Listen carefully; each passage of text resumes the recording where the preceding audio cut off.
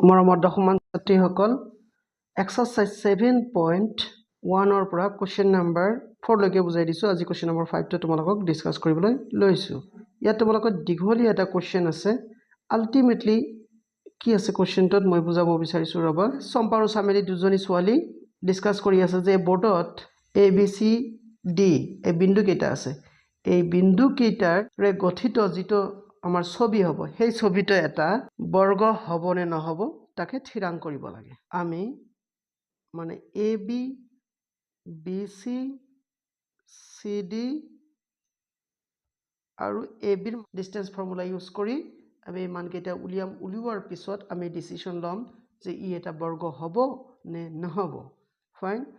সামিলিয়ে কৈছে নহব কিন্তু সম্পাই হয়তো কৈছে যে বৰ্গ হ'ব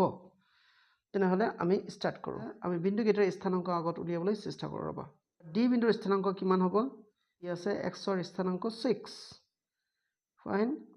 তেনেহলে y স্থানাংক কিমান হ'ব 1 তেনেহলে এইটো বিন্দুৰ স্থানাংক হ'ব তোমালোকৰ 6,1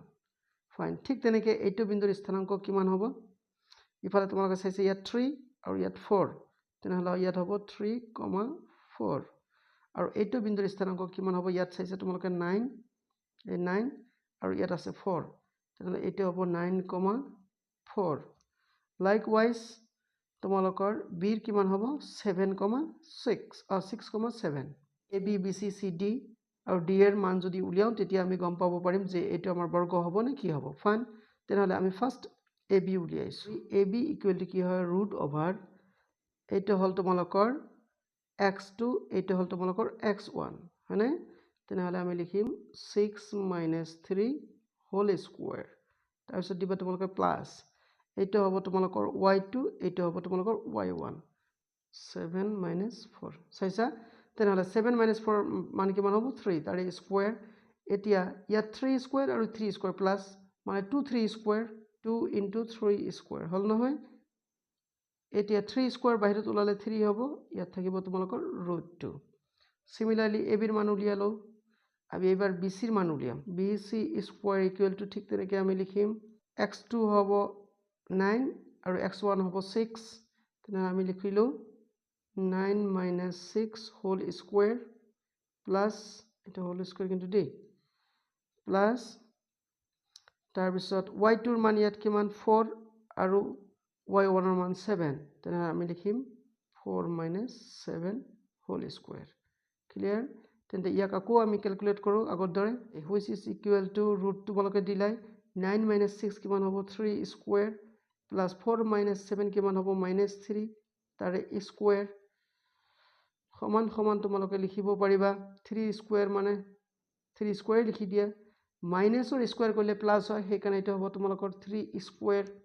তাৰপিছত ইয়াত থাকিল আগৰ দৰে 2 * 3 স্কয়াৰ নাই 3 স্কয়াৰ তো বাহিৰত আহিলে 3 হল আৰু ইয়াত √2 থাকিল এটা bc স্কয়াৰ নহয় কিন্তু এটা bc হ'ব ফাইন নেক্সট ab bc হল এতিয়া আমি উলিয়াম cd ইকুৱেল টু আগৰ ষ্টাইলত আমাক কৰিব লাগিব কামটো ইয়াত তোমালোকৰ x2 হল 6 x1 হল 9 তেনেহলে আমি লিখিম 6 - 9 হোল স্কয়াৰ প্লাস এইটো আছে তোমালোকৰ y2 আৰু এইটো আছে y1 তেনেহলে 1 - 4 হোল স্কয়াৰ ফিনিশ এতিয়া আমি ইয়াক ক্যালকুলেট কৰিম which is equal to তোমালোকে লিখিবা 6 - 9 - 3 তাৰে স্কয়াৰ 1 - 4 ইয়াও হ'ব তোমালোকৰ -3 তাৰে স্কয়াৰ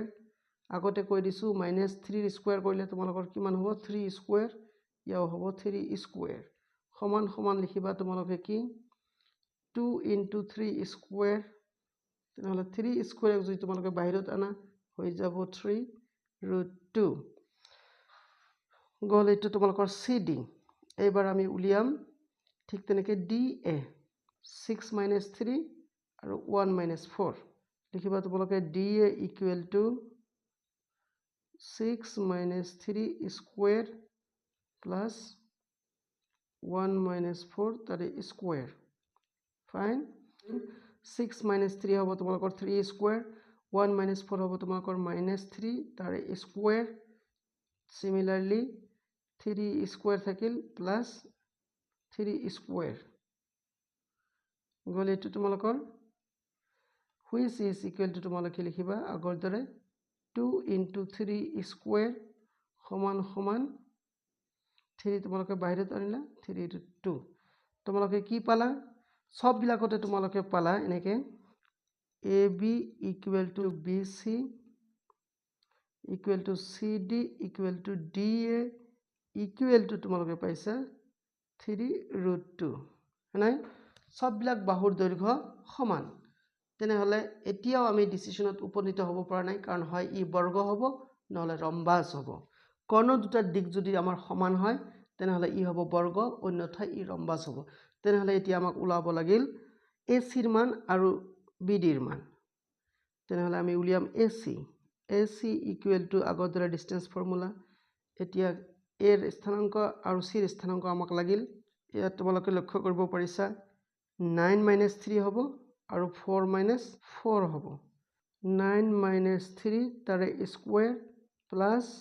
4 minus 4 তাৰে স্কয়াৰ এটো ক্যালকুলেট কৰিলে কি হ'ব তোমালোকে জানা 9 minus 3 কিমান হ'ব 6 স্কয়াৰ প্লাস 0 স্কয়াৰ নাই তেনেহলে 6 স্কয়াৰ প্লাস 0 স্কয়াৰ আলটিমেটলি কিমান হ'ব 6 স্কয়াৰক যদি ৰুট কৰা তোমালোকে কি হ'ব 6 তেনেহলে আমাৰ AC ৰ মান পালো 6 ঠিক তেনেকৈ এবাৰ আমি BD ৰ মান উলিয়াম BD is equal to root over B আৰু D বিন্দুৰ স্থানাংকৰ দৰকাৰ হল এটা 6 minus 6 হ'ব আৰু 1 minus 7 6 minus 6 square plus 1 minus 7 তাৰ square